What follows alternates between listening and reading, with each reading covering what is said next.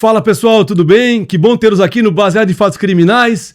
Hoje faremos um caso, o caso do momento, o caso Deolane Bezerra. Vamos tentar aqui fugir da fofoca e esclarecer para vocês as questões jurídicas em volta desse caso. Eu sou Rodrigo Vilela Veiga, estamos aqui com meu amigo Sandro Cel. Então, pessoal, que bom estar aqui, então, no Baseado em Fatos Criminais, aí falando sobre a Deolane que aparece para nós, né? Quando que a gente começa a descobrir quem é a Deolane, infelizmente por causa daquele caso do MC Kevin, que era o marido dela, na época, ela tinha 32 anos, ele 23, era bem mais jovem, e num determinado dia, em 2021, estava Kevin, pessoal do show dele, mais alguns MC juntos, e a Deolane, estavam todos hospedados num hotel, né? E nesse dia, os rapazes, né, enquanto a Deolane estava lá num quarto no 13º, os rapazes estavam ali na praia, aí se aproxima uma moça chamada Bianca, eles descobrem ali que ela faz programas, então o Kevin queria ter um programa com ela, e como o Kevin era casado, para não dar um encontro ruim aí com a Deolane, um outro MC, tal de MC Vitor, é que leva, o Vitor, amigo dele, é que vai acompanhando essa Bianca até o quarto. E quando chega, né, o Kevin é que iria ter a relação sexual com ela, um outro amigo deles chega dizendo: a Deolane tá chegando, a Deolane tá chegando. Dizem que o Kevin ficou apavorado e tentou sair ali do 5º andar, pela sacada, né, pular do 5º andar para o quarto. Mas ele estava sob efeito de álcool, ele tinha consumido droga na noite passada, então ele não estava na melhor situação. Então o que acontece é que, infelizmente, ele cai. Ele cai do 5º andar, então, ao tentar passar para o quarto andar, e ele morre lá embaixo, né? Ele morre, na verdade, no hospital, mas a lei determina a morte dele. Há várias discussões sobre isso, depois nós vamos falar um pouquinho, mas assim que aparece mais propriamente a Deolane. Sandro, a Deolane nasceu numa cidade chamada Vitória de Santo Antão. É uma cidade muito pequena, próxima a Recife, 49 quilômetros de Recife. Ela é de uma origem muito humilde, uma família muito pobre. A Deolane, então, consegue fazer faculdade de Direito. Ela, então, se forma em Direito, vira advogada. E ela é advogada criminalista, a carreira dela foi toda nessa área. Ela é empresária e influenciadora digital. Como tu disseste, ela tem hoje 21 milhões de seguidores no Instagram, que é uma coisa impressionante, né? Com a população brasileira, é quase 10% da população brasileira. Ela é uma mulher que tem 3 filhos, tá? Um deles é adotado. Ela adotou o menino porque ela ficou com muita pena do menino. O menino tinha 16 anos de idade e ficava por aí sozinho. Ela então adota esse menino, um ato de muita bondade. E tem 2 filhos, né, que nasceram de casamentos que não deram certo por pouco tempo. O primeiro filho, ela ficou 2 anos casada com o marido, e daí teve esse filho. E a segunda filha agora, a Valentina, que é a mais nova, é do relacionamento de 8 anos com o ex-marido dela. É interessante porque a nossa lei diz que para adoção você tem que ter uma diferença mínima de 16 anos. Né? Você não pode adotar uma pessoa nem maior de 18, nem você pode adotar uma pessoa que tenha menos de 16 anos de diferença entre você. Ela ficava mais ou menos no limite, mas como você diz, é um ato aí de desprendimento. Né? Então, um ato de amor. Um ponto a ser ressaltado. Mas, além, né, dessa vida familiar, hoje ela é conhecida sobretudo pela enorme fortuna que ela tem. Pode dar uma ideia aí de qual é a fortuna da dona Deolane? A imprensa diz que ela tem aproximadamente 65 milhões em imóveis. 65 milhões? Em imóveis apenas, né? Que foram adquiridos de 2021 a 2024, ou seja, depois da morte do MC Kevin até agora. É o que a imprensa fala. São 12 apartamentos? Não, são 12 mansões. 12 mansões. 12 mansões, 2 delas nos Estados Unidos, tá? Ela mostrou um imóvel que ela tem em São Paulo recentemente no Instagram, que tem 1.700 metros quadrados. É um condomínio de luxo em São Paulo. Ela também mostrou uma casa na praia da Badalá Riviera de São Lourenço, em Bertioga, Uma casa que custou 15 milhões, também tem 8 suítes, 10 banheiros, cinema privativo, área de piscina. Só o lustre principal da sala custa 20 mil reais. Então é uma mulher que tem um patrimônio assim. E ela tem diversos carros, ela comprou uma Lamborghini Urus por 3 milhões e 800 mil.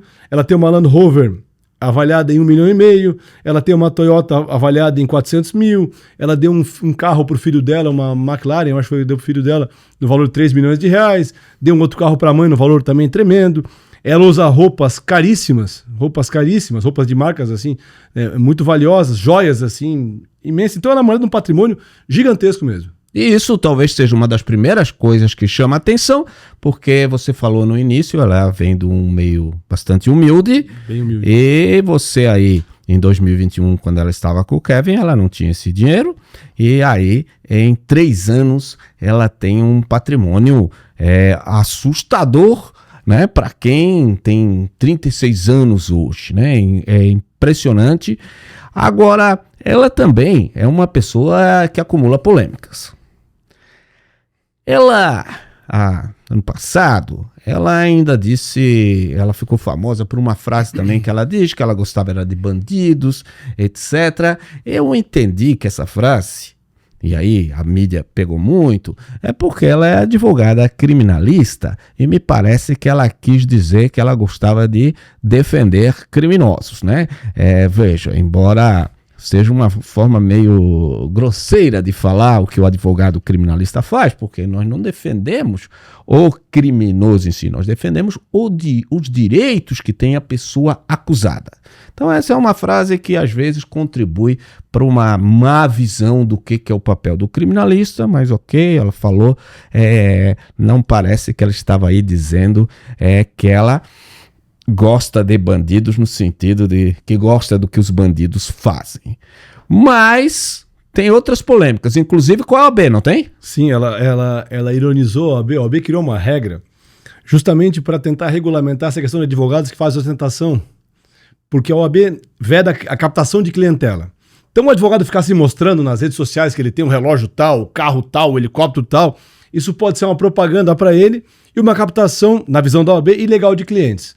E ela então fez uma gozação com isso da OAB. Ela fez um post em que ela botou assim, ela parada com uma bolsa na mão e várias bolsas de lojas assim, com marcas Gucci, Chanel, dizendo assim, aqui não pode ostentação. E na outra, no quadrinho do lado tinha a mesma coisa, mesmo quadro, exatamente igual, só que a bolsa era da Riachuelo, da CIA, aqui pode, diz ela assim. Então, dando essa alfinetaria na OAB por essa resolução. Enquanto ela estava em Dubai. Essas alfinetadas e essas frases, é aquilo quando você está por cima, essas frases não tem nenhum problema.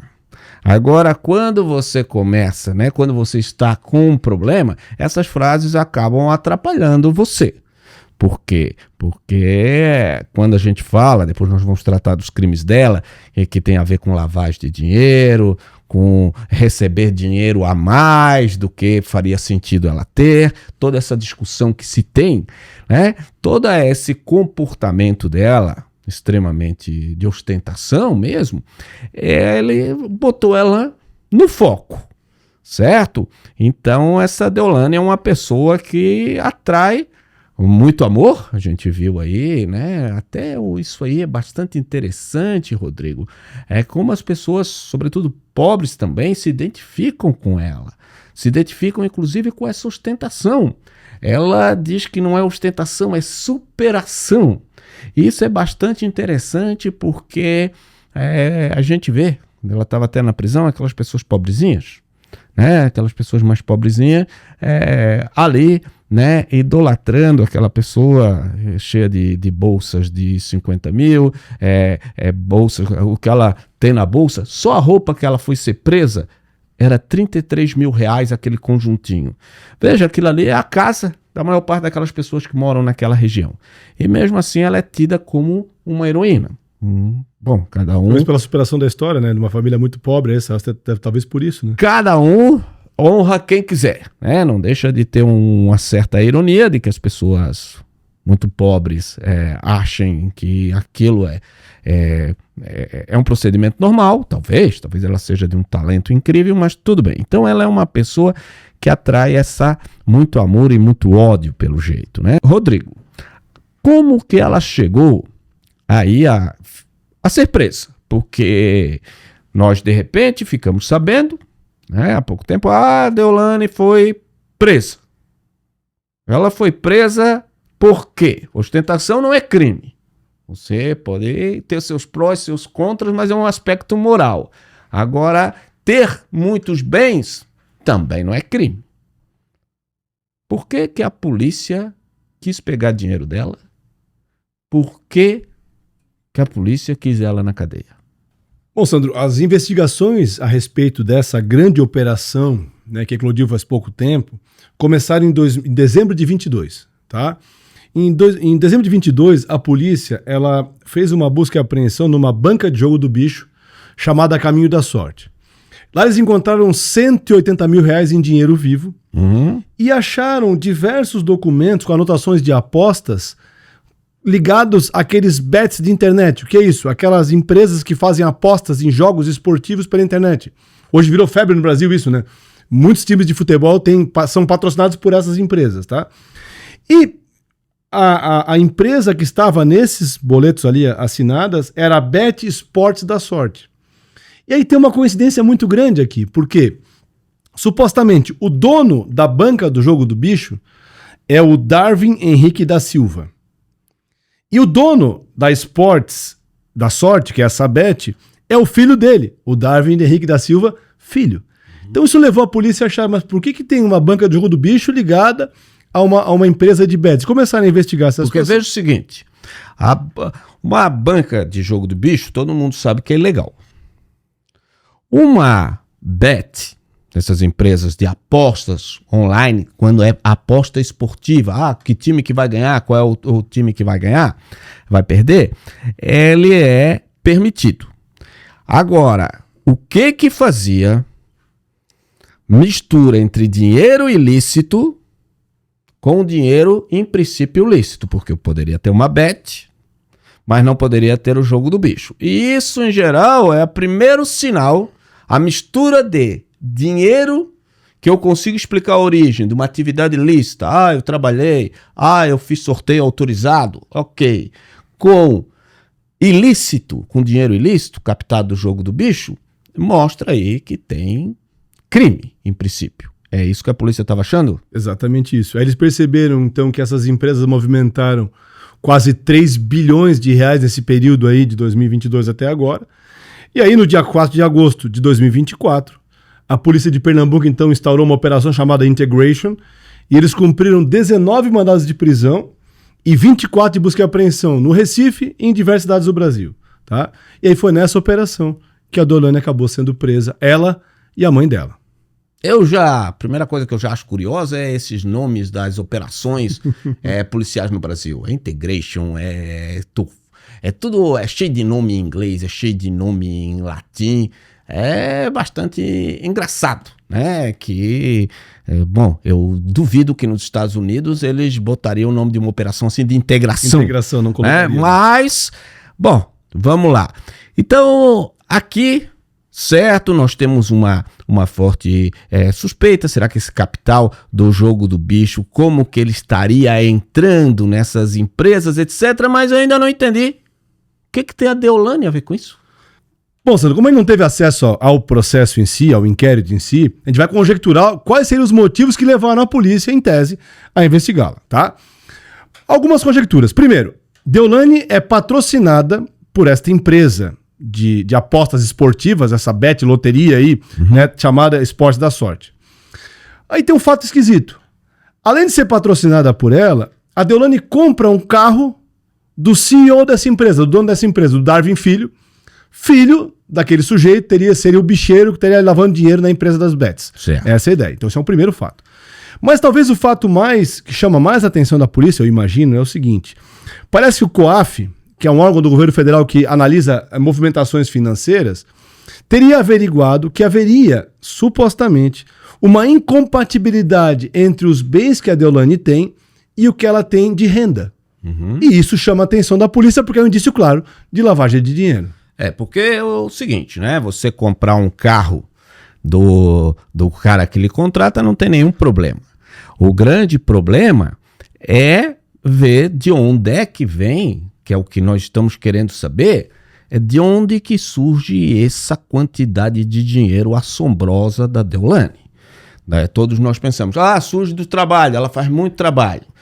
Em princípio, os órgãos de fiscalização dizem que não, surgem não, que não tem, pelo menos, não tem explicação dada para eles até agora, de onde que vem 3 milhões, 4 milhões para comprar uma McLaren, de onde que vem o dinheiro, dizendo que esses contratos talvez, né, não correspondam à realidade e que ela estaria envolvida, então, em ajudar, né, em fazer jogos, de alguma forma, trabalhar junto para transformar, dar aparência de dinheiro limpo para dinheiro sujo. Além disso, tem mais um detalhe também.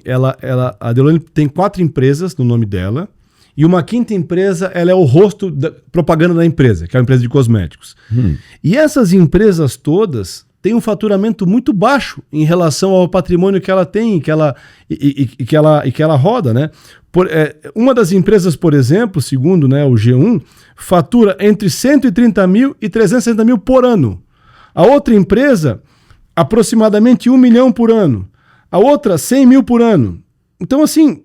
E ela diz que ganha... 1,5 milhão por mês. 1,5 milhão por mês. Então, vejam, mesmo que eu tenha ali contrato de publicidade, etc., a Receita está dizendo, os órgãos de fiscalização, o COAF, está dizendo que a conta não fecha. Como é que você ganha 1,5 milhão por mês, só você, né? Como se você não tivesse funcionário, não tivesse que pagar mais nada, se as suas empresas não faturam isso.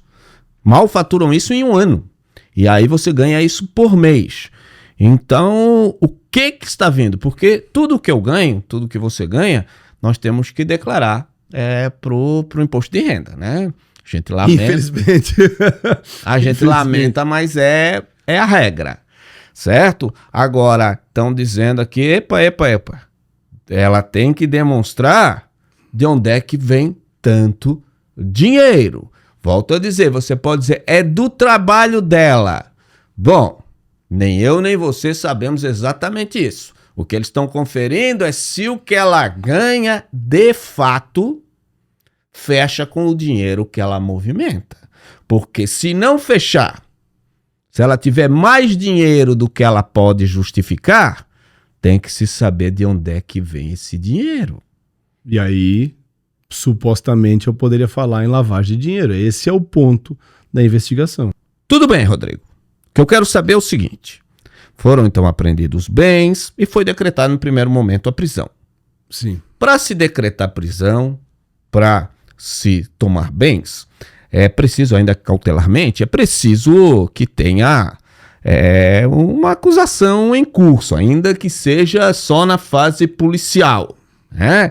Por quais crimes que ela estaria respondendo, ainda em fase policial, que ela é suspeita, que levaria a justiça a tirar o quanto dela, bloquear o quanto de dinheiro? Bloquearam 20 milhões de patrimônio pessoal dela, 14 milhões das empresas dela e 3 milhões da mãe dela.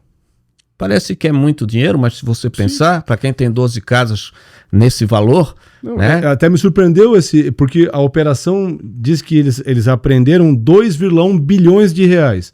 Então o valor dela é um valor quase pífio em relação a esse valor, esse montante, assim, até estranhei essa... Sim, 20 milhões em absoluto é um bocado de dinheiro. Mas em cima de 2 bilhões... Bom, dá uma casa mais ou menos do que ela tem, mas tudo bem. O grande problema aí não é isso. O grande problema é que a liberdade dela também vai ficar sob ameaça. Então, especificamente, por quais crimes que ela responde? Ela responde, a acusação não, o inquérito é sobre lavagem de dinheiro e participação em organização criminosa. Sim, lavagem de dinheiro, falando de forma bem simples, é essa ideia mesmo de você dar uma aparência de lícito para um dinheiro ilícito.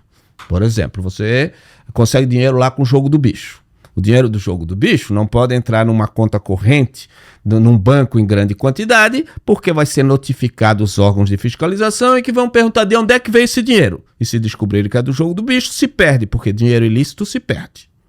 Ok, então nós temos esse problema. O que se costuma fazer Primeiro, né, vocês já ouviram falar, né, dividir isso aí em vários depósitos pequenos, por isso que essas empresas de bet são tão boas.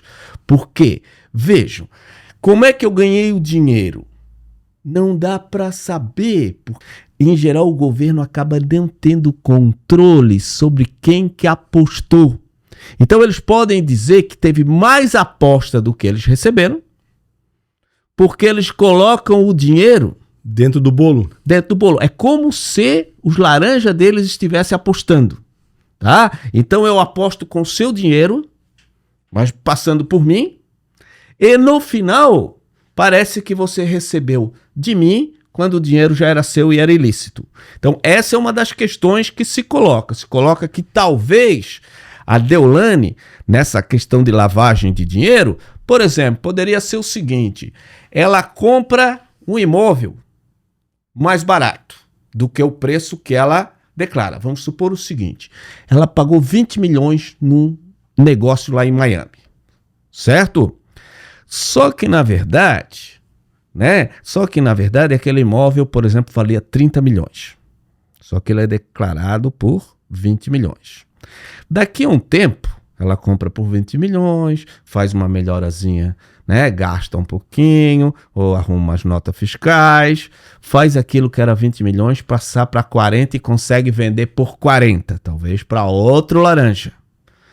Esse lucro que ela teve, essa diferença, né? Esse ganho de capital entre os 20 que ela pagou e os 40, ganhou mais 20, aparece como se fosse de um bom negócio que ela fez. E ela paga o imposto e legaliza o dinheiro. Exato. Quando, na verdade, o dinheiro que poderia ela ter usado para comprar já não era dela, né? E o preço que ela que valorizou, na verdade, não é como falaram. Então, há muitas formas de lavar dinheiro, né? Mandando dinheiro para fora, etc. Há muita gente e essas empresas de apostas, elas são muito usadas para isso. Porque, volto a dizer, você faz uma rifa proibida em tese, né? A não ser em situações muito específicas autorizadas pela Caixa Econômica.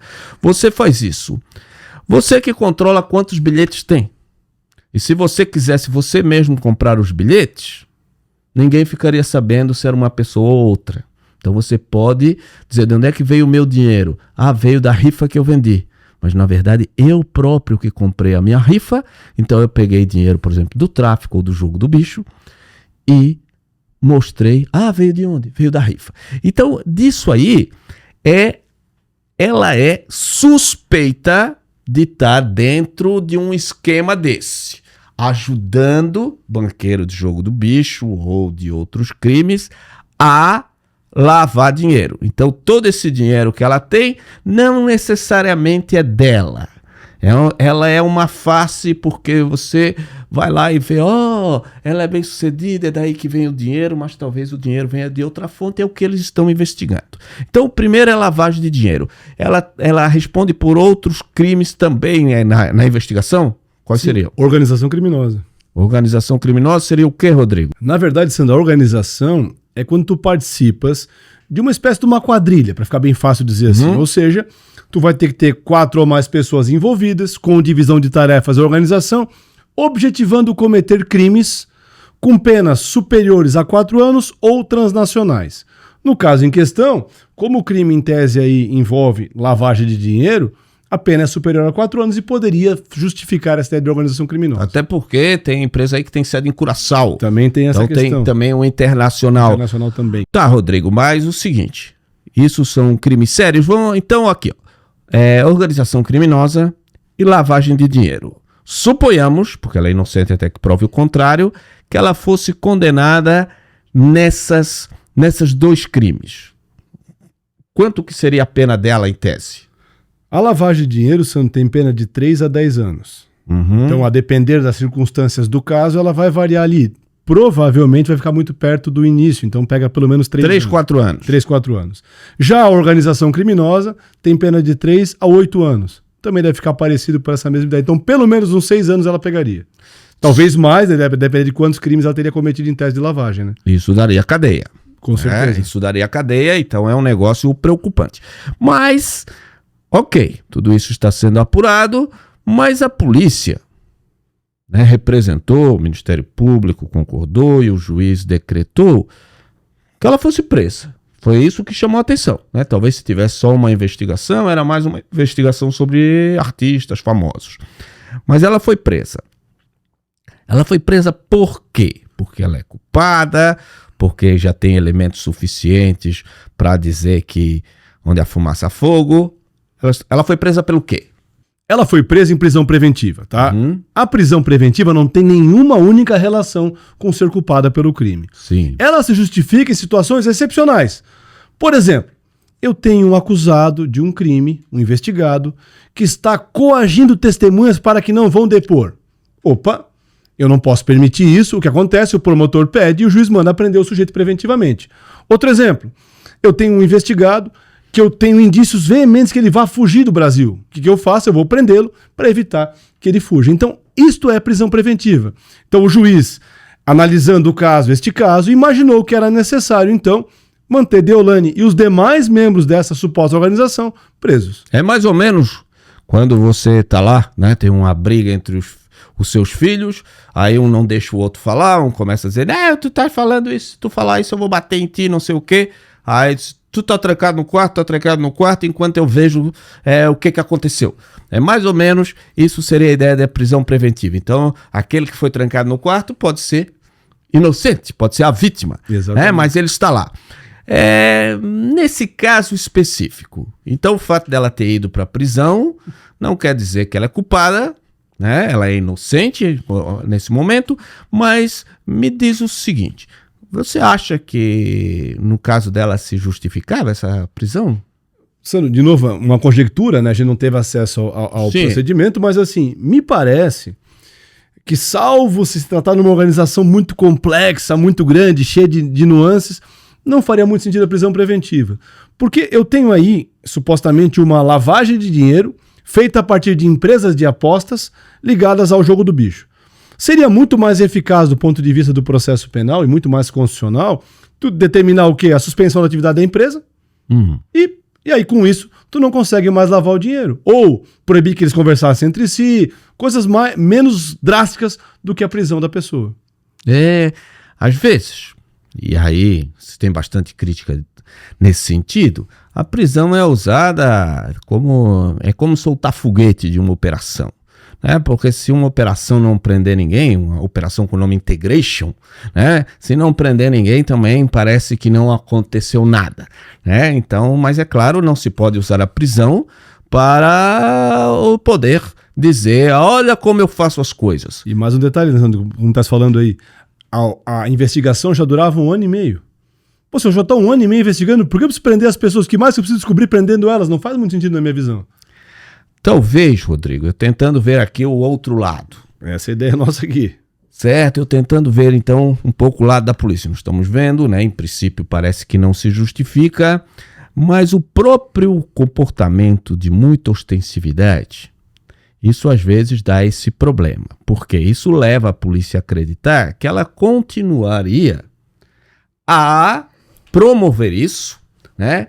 Ou continuaria, ela poderia comprar pessoas porque ela tem muito dinheiro para depor em determinado sentido, ela poderia usar o poder, né, dela, né, para talvez mudar o curso do processo e ela talvez ficasse, como depois vai se discutir isso, desacreditando todo o trabalho da justiça. Nada disso, esses outros fatores mais espetaculosos, justifica botar uma pessoa na prisão. Então ainda teríamos que ver bem esse fundamento, porque a prisão deve ser algo excepcional. Eu tenho por concepção própria que prender as pessoas, prender as pessoas é como botar um animal bravo na jaula, né? Então tem que ser de fato a última medida. Embora no Brasil as pessoas só acham que as coisas funcionam quando prendem, mas se pode fazer outras coisas também. Ok, na audiência de custódia, ela não foi solta. Por que você acha que ela não foi solta? Sandro, assim, a audiência de custódia, como tu disseste, tem 2 finalidades principais, né? Primeiro, verificar se a prisão é legal ou ilegal, e aí sendo ilegal, soltar o sujeito, e garantiu que ele foi preso de forma correta, sem abuso, sem violência e assim por diante. No caso da Deolane, como ela foi presa não em flagrante, mas sim por um mandado judicial de prisão, há uma presunção que aquele mandado lá é regular, é lícito, e portanto essa parte o juiz nem analisa. Ele só analisa o quê? Essa questão de saber se a prisão teve ou não teve algum tipo de abuso. E aí, claro, ele manteve ela presa. Em seguida, Rodrigo, vai ter, né, depois de todo esse alvoroço, passou pela audiência de custódia, foi presa também a mãe dela, foi preso outras pessoas, né, que não tem a expressão pública que tem a Deolane, por isso nós estamos falando dela. Depois, né, o advogado entra com o recurso, né, com habeas corpus, propriamente, com uma ação de habeas corpus, pedindo para que ela seja liberada ou que seja substituída essa prisão dela. Então, veja, o habeas corpus a gente sempre interpõe ele, a gente sempre vai lá protocolar, como no tempo antigo, na autoridade maior do que aquela que mandou prender. Então, se foi o juiz ali que mandou prender, eu vou pedir lá por quem está acima do juiz, que são os desembargadores. Eu vou dizer, olha lá, que aquele rapaz lá, ou que aquela senhora lá fez, não está certo. Olha aqui a ilegalidade. O tribunal, ele tem duas escolhas nesse caso aqui, né? Ou ele mantém a prisão preventiva, como tu disseste, ou ele pode soltar a pessoa, soltar livremente, sem nenhuma consequência, ou o que se fala de dar uma cautelar alternativa. Como assim? A nossa legislação criminal prevê hoje diversas medidas que substituem a prisão. O mais famoso talvez seja o quê? Tornozeleira eletrônica. Então, em vez de prender o cara, eu boto uma tornozeleira nele. Então, isso é comum fazer. No caso da Deolane, o que levou o tribunal a conceder a ela liberdade, na verdade não foi liberdade, tá? O tribunal converteu a prisão dela em prisão domiciliar. Por quê? Porque o nosso código diz que as mães de crianças com menos de 12 anos que não tenham praticado crime violento, que é o caso aqui, e que não tenham praticado crime contra os próprios filhos, né, que também é o caso aqui, tem direito à prisão domiciliar. Então Deolane não foi solta. Ela sai do presídio e vai ser presa em casa com tornozeleira eletrônica e mais outras medidas, que são: ela não pode falar com nenhum dos outros investigados, porque saiu ela e mais outra mulher também saiu, tá? Então não pode falar com nenhum investigado. E ela também não pode se manifestar nas redes sociais e nem na imprensa. Essas foram as cautelares que ela recebeu para ficar presa em casa em vez do presídio. Então manda ela para casa, que é o suficiente. E assim o tribunal entendeu, então botando tornozeleira eletrônica, mandando ela não se comunicar com nenhum dos outros investigados e também então dizendo para que ela não se manifestasse sobre o processo. Bom, ok. Essa última aí, até de não se manifestar sobre o processo, é um pouco polêmica. É um pouco polêmica porque, na verdade, o sujeito, por que ele não pode falar algo que não está em segredo de justiça, que é em relação a ele? Por que ele não pode, inclusive, se queixar? O tal do jus esperneandi, o direito de espernear, de dizer que a prisão não está certa, coisa etc. Mas essa foi uma condição que ela aceitou por meio do seu advogado, certo? E aí? Aí ela sai da prisão. Rodrigo, quando a gente vê as cenas, parece assim o Nelson Mandela sendo libertado. Parece uma... Tem foguete? Teve foguetes, as irmãs dela são fogueteiras. Já botaram foguete uma vez para avisar que ela tinha que sair lá da fazenda, quando ela estava na fazenda. Mas teve toda aquela... quase uma vigília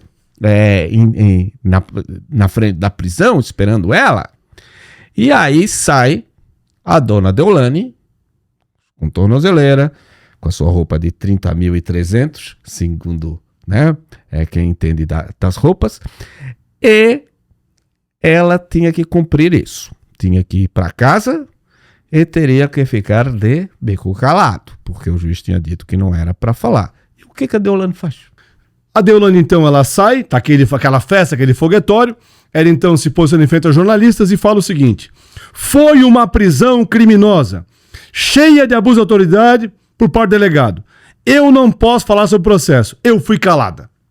Então ela sai atirando, né? E o que chama bastante atenção, todo mundo ficou aí de cabelo em pé, quem tem cabelo, ficaram de cabelo em pé justamente porque disseram, mas uma das condições não era ela ficar calada. Sim. E ela já saiu, né? Não era para ela não dar entrevista e ela já dá entrevista. É claro que ela é isso, ela é uma figura de mídia. Eu acredito que para ela se calar depois de sair da prisão era mais difícil do que para a pessoa normal, né? E ali eu até acho, ela é inteligente demais, né? Advogada, para ela não ver os o custo-benefício. Ela talvez preferiu arriscar e fazer o papel dela de influencer. Eu não sei. Mas eu te pergunto também, Rodrigo, quando a gente vê isso foi uma operação criminosa, teve abuso de autoridade, às vezes a gente vê advogado falando isso. Ela é advogada. Se ela fosse advogada, isso não ficaria tão estranho, né? Claro que não. É como advogada, exercendo a sua função de advogada, ela poderia criticar a operação. Agora, como investigada, que tinha uma restrição de não falar sobre o caso, em tese é um descumprimento da medida. Exato. Além disso, Sandro, ela fez um outro descumprimento em tese. Ela postou nas redes sociais uma foto dela com uma fita na boca e um X assim riscado, como se ela não pudesse falar. Então é um outro descumprimento em tese dessa mesma medida. Sim, é claro, volto a dizer, tem muita polêmica nessa medida. Pelo seguinte, quando a gente tem uma cautelar alternativa, né, em geral se discute até que na medida do possível ela não deve tocar no ganha-pão do sujeito. Embora ela não precise de dinheiro ela pode ficar parada tranquilamente, é a profissão dela. Ela nas redes sociais, né, como garota propaganda, etc. E é claro que ela sentiu que deveria dar uma satisfação ao público. Mas essa foi uma condição que ela aceitou para ser solta. Ainda sobre isso, Rodrigo, ela não estava sendo advogada, ela tinha advogado. Agora chamou a atenção uma coisa, que o advogado, as irmãs chegaram a reclamar que uma porção de outros advogados começaram a fazer habeas corpus para a Deolane, que nem conhecia a Deolane.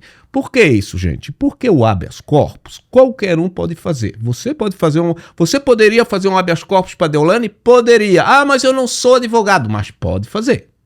Porque sempre que tem uma prisão abusiva, qualquer cidadão pode pedir para outro cidadão. Você pode pedir para o seu filho, se ele foi preso ilegalmente, não precisa de advogado. Você pode pedir para a sua mãe, você pode pedir para o seu vizinho.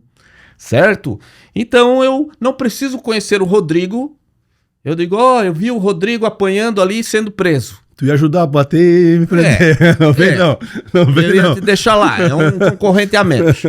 Mas eu poderia, mesmo sem conhecê-lo, eu poderia entrar com habeas corpus. Mas o que aconteceu ali?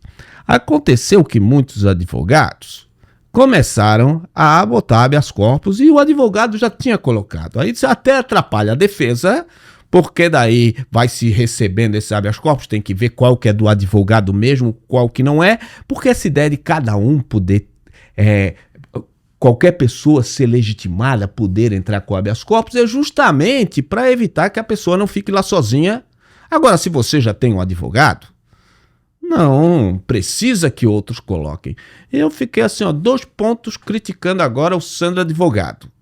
Primeiro, ela é uma mulher rica.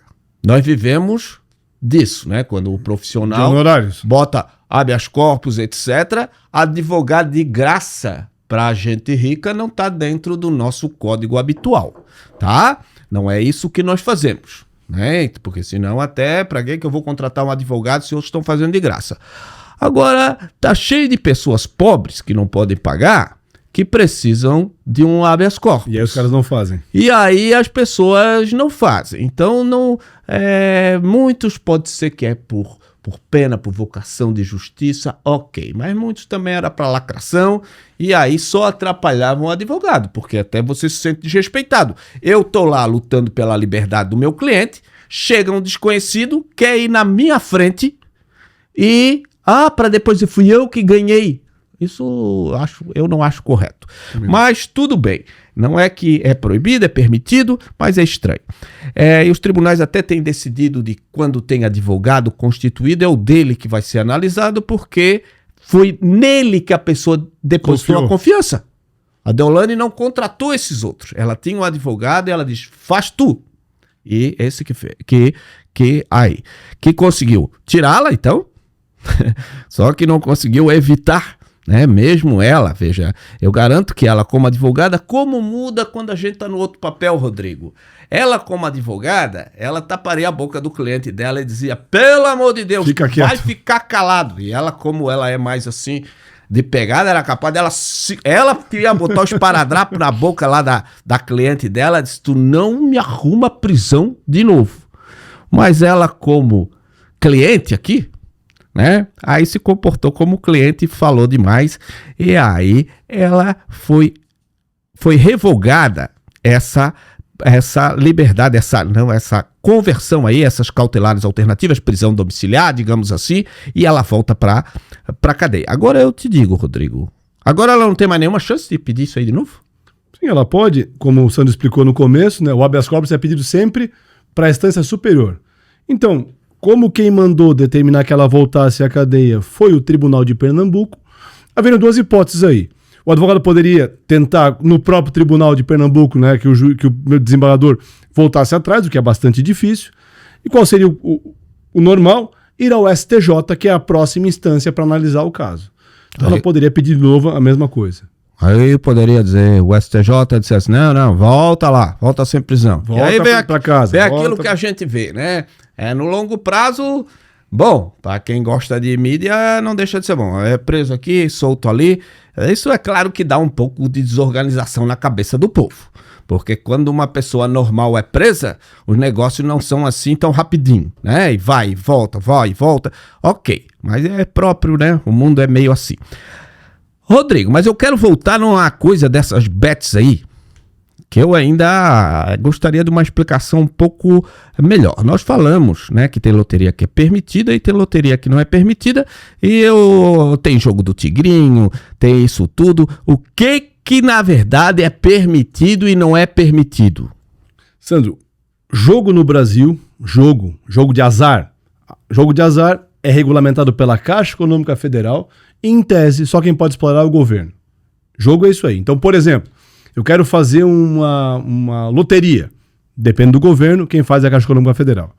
O que é liberado no Brasil, que é essa chuva que nós temos agora, são as empresas de apostas esportivas. Tá. Então tu aposta se o time vai ganhar ou perder, se vai ter quantos cartões amarelos, se vai ter falta, se não vai ter falta, se vai ter jogador expulso.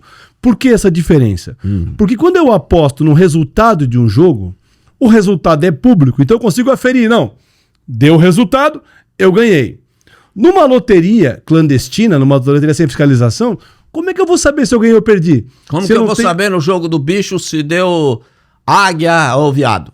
Não tem como saber, tem que confiar nos caras, entendeu? Tem que confiar nos caras. E esses jogos, como tu falaste, jogo do Tigrinho, é uma loteria disfarçada, é um cassino disfarçado, que tu não tem como saber qual é a tua chance de ganhar, qual não é, qual é o critério pra tu ganhar ou perder. Esse é o problema. E esses jogos são ilegais. Então veja, isso é bastante interessante. A gente usa o conceito de um jogo que é auditável. O que é um jogo auditável? Que dá pra gente conferir.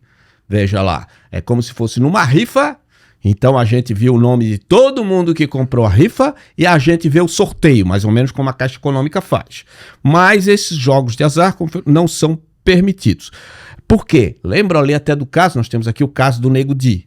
Essa era justamente uma discussão, que ele teria sorteado, entre outras coisas, uma BMW. Um Porsche. Ninguém sabe se a pessoa ganhou de fato ou inventou que esse ganhou. O Ministério Público tem suas dúvidas. Então vejam, eu não sei se você não pegou o número que você queria. Porque daí eu posso botar um prêmio espetacular e cai lá para uma pessoa que não existe, por exemplo. Aí eu não preciso nem comprar o carro para colocar lá.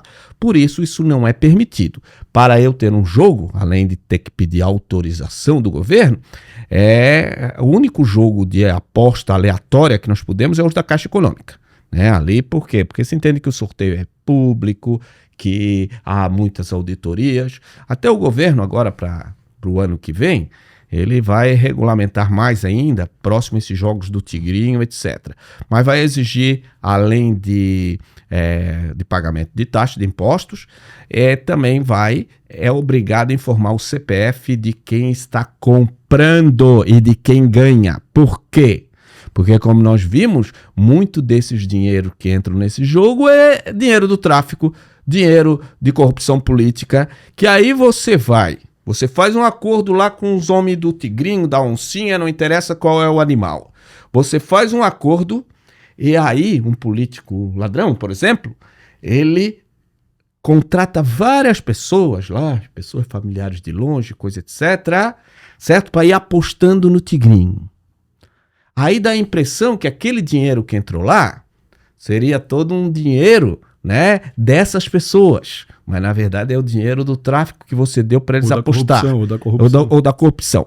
Então... Nem precisa disso, na verdade, né? Em muitos casos, eles pegam um montante, botam um montante contabilmente na empresa, como se fossem apostas, aí pagam o imposto correspondente e distribuem o dinheiro. Ou seja, o dinheiro que era ilegal, porque ele não tinha origem, ele entra no montante da empresa, ao pagar imposto, ele em tese está legalizado. Essa é a ideia. Por isso... Como na auditoria, né, Santo? Tu não sabe quanto dinheiro foi colocado, quanto dinheiro não foi colocado. Essa é a festa. Por isso que tu precisa saber de onde é que vem o dinheiro, para onde que vai. Porque hoje é como tu pedir doação, né? Como muitas pessoas foram aí acusadas de dar golpe de doação para o Rio Grande do Sul. Por quê? Porque tem lá um caso, inclusive, de jornalistas de uma TV, não sei se é na Bahia ou no Ceará, mas acho que é na Bahia. Jornalistas, um foi pra rua, em que eles arrecadaram tipo 800 mil reais e repassaram 500. Porque é difícil você saber, só quando um abre o jogo, quanto que entrou, né? Quanto que entrou. Então esse é um controle para não fazer as pessoas de besta. Então há ali, né, essa desconfiança. Mas há uma desconfiança grande aí também em relação à dona Deolane, de coisas que se falam, aí não está provada, mas é porque ela teria, inclusive fotos, uma relação próxima com o pessoal do PCC. Sabe alguma coisa sobre isso, Rodrigo? Bom, Sandro, há uma investigação no estado de São Paulo que trata desse assunto, tá? Que supostamente, segundo a mídia, ela teria alguma ligação com o PCC. Quando é que começou essa investigação? Quando verificaram que ela recebeu uma transferência financeira diretamente para a conta dela, pessoa física, de uma cunhada do Marcola. Quem é o Marcola? O líder máximo do PCC, tá? Além disso, durante as investigações, se percebeu que um sujeito conhecido como Gordão, que seria um dos principais lavadores de dinheiro do PCC, estaria morando num apartamento que era dela. Uhum. Então essas duas coisas levaram a polícia a imaginar alguma ligação entre ela e o PCC.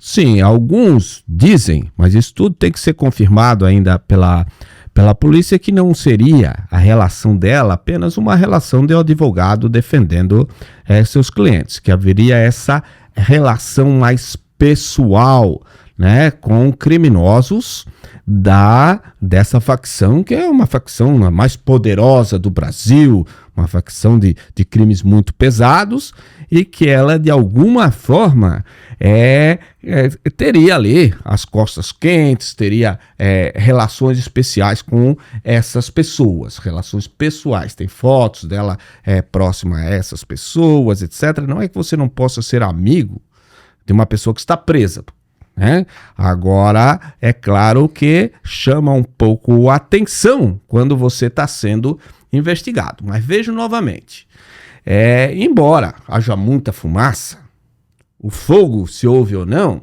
só a última instância que vai dizer, né? Então, Deolane, ela está bem encrencada, tá? A história dela está muito mal contada, porque gente não fecha aquela quantidade de dinheiro, e ela entrou nessa coisa, Rodrigo. Se ela talvez fosse uma pessoa um pouco mais discreta, mas é difícil ser discreta porque ela vive justamente dessa publicidade.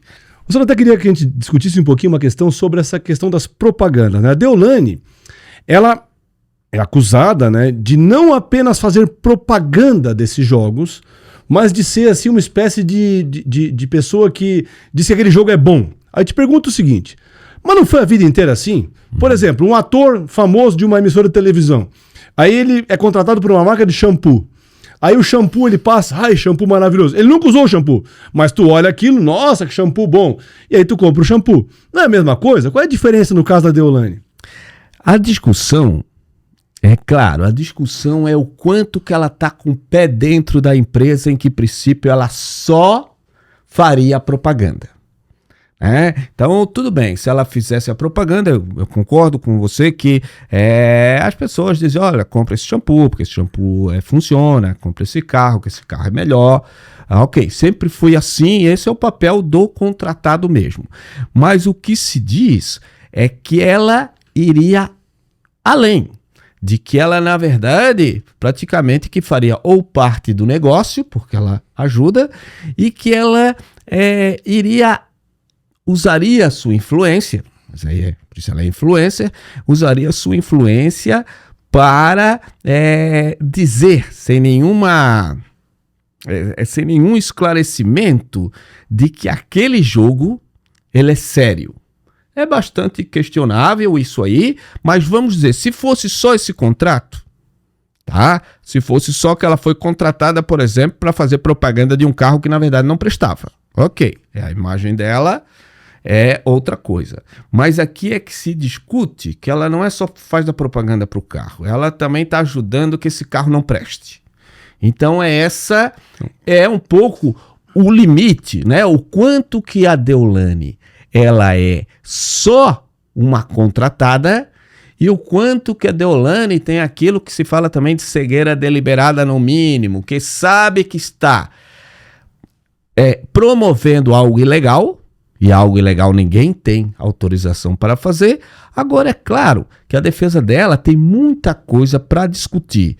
Gente, quando nós falamos aqui, nosso papel aqui é assim, ó, não é nem defender a Deolane, mas também não é dizer que o que estão falando contra ela é tudo verdade. Talvez não seja, né?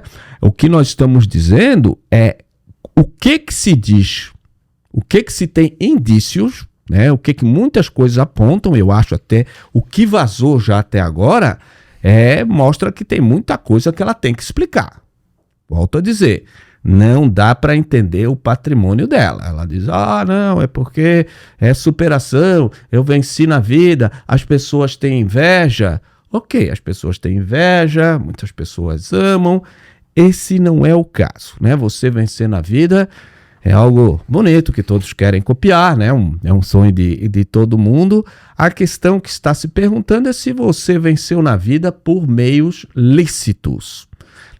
Pode ser, talvez o mais provável, mas aí é minha opinião, não o que vai ficar no processo, que deve ter uma mistura das duas coisas. Tem muito talento dela, sem dúvida, em trazer pessoas, não é fácil você ter 20 milhões de pessoas escutando o que você fala. 21 mil milhões, não rouba 1 milhão dela, é 21 mil milhões. Então, veja, isso aí é 5% da população, 10% da população brasileira. 10% da população brasileira. Impressionante. Presta atenção no que ela fala.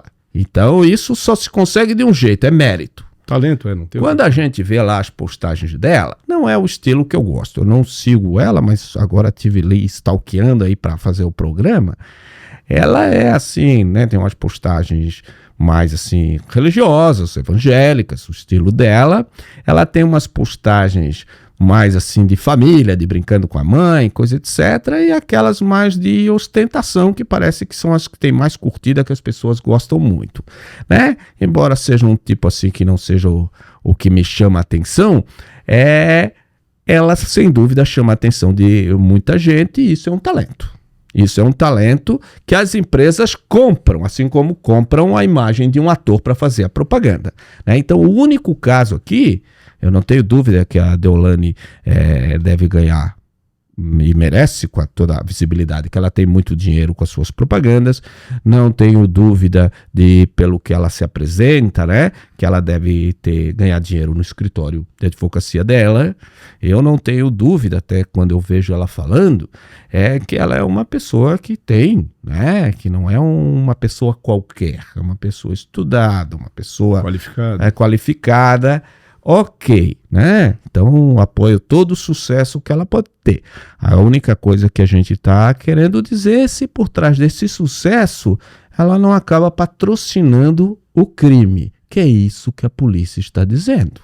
Se a polícia está certa ou não está certa, vai caber ao Poder Judiciário decidir. Vai caber dar fala plena para ela, porque ela merece muito contar toda a versão dela, não interessa quem seja, que seja uma pessoa poderosa ou não, nós temos que escutar, esse é o direito de defesa das pessoas, e ela vai ter que ser ouvida, né? Então, por enquanto, ela é uma pessoa inocente, mas com muita coisa para explicar, né?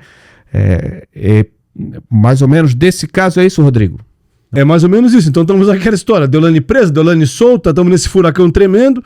O que nós sabemos é que ela está respondendo a um inquérito policial que apura supostamente a participação dela numa organização criminosa e no crime de lavagem de dinheiro. Então é uma acusação muito séria, muito grave. E repetimos aqui o que falamos desde o começo, ela é inocente até prova em contrário e deve ser ouvida sobre isso. Mas eu queria voltar um pouquinho, Sandro, naquele caso do MC Kevin. Que tu contasse com mais calma.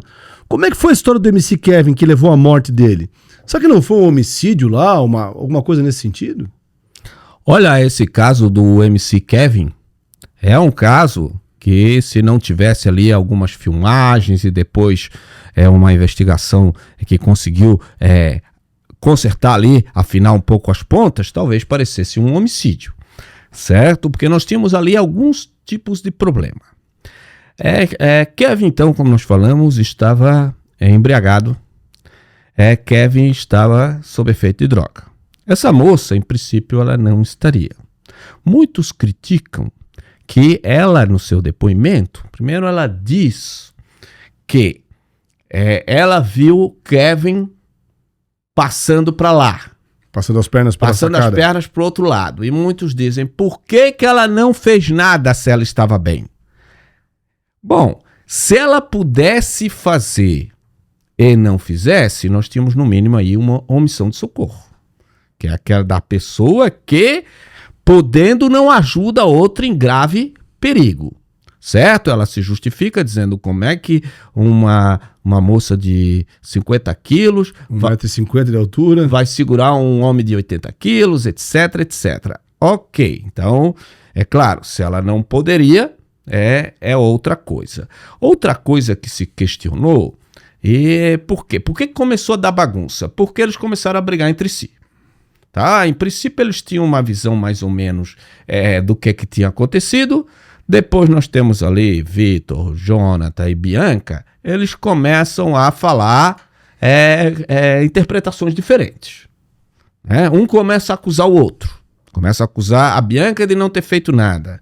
A Bianca começa a dizer que o Jonathan fez uma brincadeira estúpida que leva Kevin à morte. Qual a brincadeira estúpida? De ter dito que Deolane estava chegando e que moiou, foi o termo que eles usaram, né? Tinha aguado a festa deles. Olha, aí teve essa discussão que teria sido uma invenção, uma brincadeira desse rapaz... que a Deolane nunca esteve ali na porta, mas o outro o assustou. Mais ou menos como dizer, lá vem o lobo, coisa etc, né? Ele, pelo jeito, tinha bastante medo da Deolane, né? Então, ele assusta o rapaz, mas o que acaba acontecendo? O rapaz tenta passar para outra sacada e acaba morrendo. Embora... o ato dele seja um ato assim que, olhando de trás para frente, é um ato que diz, porra, olha a que isso levou. Isso parece mais uma molecagem do jeito de ser. Guris de 20, 23 anos, não dá para não ter esse cuidado todo. E de qualquer forma, a desproporção entre você pregar uma peça num amigo e ele acabar caindo e morrendo é uma coisa que não tem um nexo causal fácil. Não dá para dizer assim, Isso leva a pessoa à morte. Como é que tu não viu que isso leva a pessoa à morte? Não é como, às vezes eu brinco na aula, você chegar lá onde as pessoas estão operadas do coração, botar uma máscara e dizer, isso aqui é um assalto, vim com uma serra elétrica. Aí você sabia que o negócio poderia complicar. Mas aqui ficava muito longe. Também se cogitou, então, essa tese também de que o rapaz, ao dizer isso, ele teria provocado um crime, não.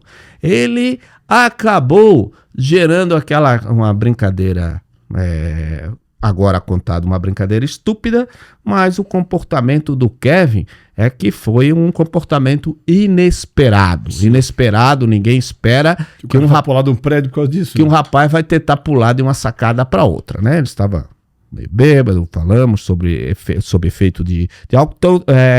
Então tem isso também, né? De que quem que não teria ajudado o Kevin. Mas parece, né? Outras testemunhas que foi tudo tão rápido que de fato aqueles fatos, como concluiu a polícia, é um fato infeliz, né? É um fato que não tem relevância criminal no sentido de que alguém causou aquilo querendo causar, sabendo que ia causar, ou numa imprudência tal que poderia gerar uma culpa. Chegou a se cogitar também até um plano maior, né? De que queriam matar o Kevin. Chegaram a dizer que a Bianca, que até então não seguia ele, disse que não conhecia, foi conhecendo ele ali, tal, e que ela, pouco tempo antes, ela começa a seguir ele. Né? Então, assim, veja, uma coisa de teoria da conspiração, e como eles não se ajudavam, ou seja, cada um é um caso muito de mídia, então um fala essa coisa, outro fala outra coisa, então dá um desacerto danado. A única que não tem nada a ver com a presença lá, na verdade, é Deolane, né? Que diga-se aí, a Deolane teve lá depois a discussão, ela era casada com o Kevin, sobre a ameação de herança, etc., e que a Deolane, ao que se sabe, abriu mão, né? O Kevin também não era um sujeito que já estivesse fazendo um dinheiro grande, né? Mas de qualquer forma não dá para atribuir ali nada a Deolane, a não ser uma tragédia familiar. Uma tragédia, né, bastante grande. Imagina, você tinha recém-casado. Um mês de casamento. Um mês de casamento, né? O Kevin aprontou, né? Saiu com outra, sobretudo sabendo que a mulher dele era bastante ciumenta. O Kevin aprontou, mas a conclusão disso tudo é de uma tristeza incrível. Em suma, o que nós sabemos é que a Deolane causa impacto, causa medo, causava medo no marido, né? E causa esse alvoroço todo, né? Eu ainda não consigo, assim, entender tanto foguete e ao mesmo tempo muita torcida para ela se ferrar, o que também não faz nenhum sentido, né? Eu sempre gosto, assim, que se for verdade, claro que as pessoas possam viver sua vida, que as pessoas, se eu gosto daquele estilo dela ou não gosto, é problema meu, né? Agora, a polícia e a justiça é que tem o ônus demonstrar que ela não que ela não é uma pessoa honesta. Mas a delegacia, então, ronda a vida da Deolane, né? Olha, não é só dela, né, Rodrigo? Nós também, como criminalistas, a delegacia também tá com a gente. Mas nós estamos fora das grades. Nós estamos fora das grades, graças a Deus, e esperamos que Deolane também não precise de grades, que tudo seja uma confusão, né, até para os seus fãs, etc. Agora, se não for, Rodrigo, se ela de fato estiver devendo, isso vale para mim, vale para você, ela vai ter que se acertar, né? Só esperamos que seja um procedimento justo, que se dê todo o direito de defesa para ela e que também ela possa explicar, porque ela tem muito a explicar disso tudo do qual ela está sendo acusada e que ela é, até o momento, inocente. Bom, pessoal, esse foi o nosso episódio de hoje. Até a próxima quarta-feira com o seu Baseado em Fatos Criminais. Um abraço! Então, pessoal, se vocês puderem aí, se inscrevam no canal, ativem o sininho, curtam a gente, como às vezes se faz né? Todo mundo pede para vocês fazerem isso e nem sempre vocês fazem. Só que nós nos esforçamos bastante, né? Se nós pudéssemos, nós íamos pedir para Deolane dizer, se inscrevam lá no nosso canal, né? Aí a gente ia ter talvez 20 milhões de seguidores. Não queremos tanto, dona Deolane. Sai lá e fala com a gente.